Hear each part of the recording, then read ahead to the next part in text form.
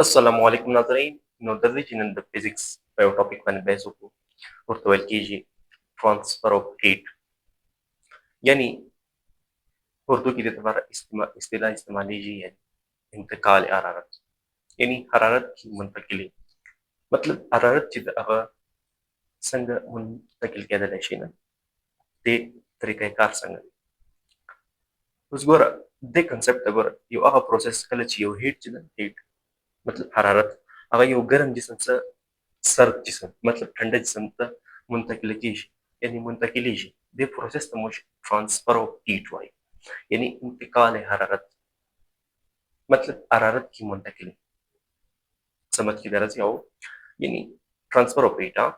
وګوره د هیټ چې کوم د هغه همیشه ګرم جسم څخه د سرد جسم ته منتقلیږي صحیح دی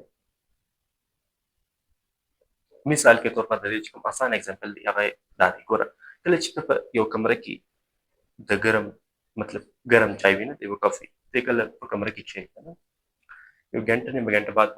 هغه چای چې کوم دا هغه بالکل هغه ټمپریچر اختیار کی کم چې د کمرې ټمپریچر دی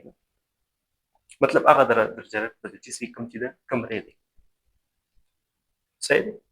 نو دلته کوم پروسس وسی ترانسفر اف هیټ وسی مطلب کم چې هیټ وینې هیټ حرارت هغه چې وي له چای څخه پورته سي په د کوم چې د کمرې ماحول وي انوایرمنټ وي نه په دې کې ترانسفر سي د پروسس ته موږ وایو ترانسفر اف هیټ یعنی انتقال حرارت صحیح دی لکه چې یو بل اگزامپل وګورئ هغه یو آیس کریم کپ دی آیس کریم آیس کریم درواغ ټنډه آیس کریم هغه چې په کمره کې کېږدي نه یو په لس منټ کې به هغه آیس کریم څه سي یعنی کم چې د کمرې چې کوم څه وي یعنی ټمپریچر وي نه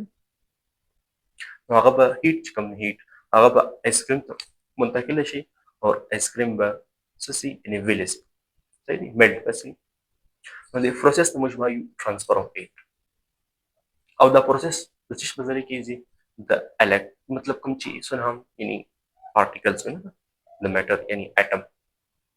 یعنی مالیکولز په ذریعه چې دا پروسس چې کوم هغه کېږي صحیح دی پس یې راسه ترانسفر اف هیټ چې کوم دا هغه بیا مزید چې کوم دي درې طریقې دي په دې کې یو طریقه چې کوم دا هغه ته ویل کېږي کنډکشن دویمه چې دا هغه ته کنویکشن ویل کېږي او کوم چې دریمه ده هغه ته ریډیشن ویل کېږي نو دا درې طریقې به انشاءالله موږ په نیکسټ ویډیو کې ډسکس کوو فلحال د دې ویډیو مقصد دا و چې په ترانسفر اف هیټ باندې سره خلاص صحیح یعنی انتقال حرارت نو ګایز امید کوم چې دا ویډیو څخه به استفاده اخیستې وي انشاءالله ملاقات کوو په نیکسټ ویډیو کې نو الله حافظ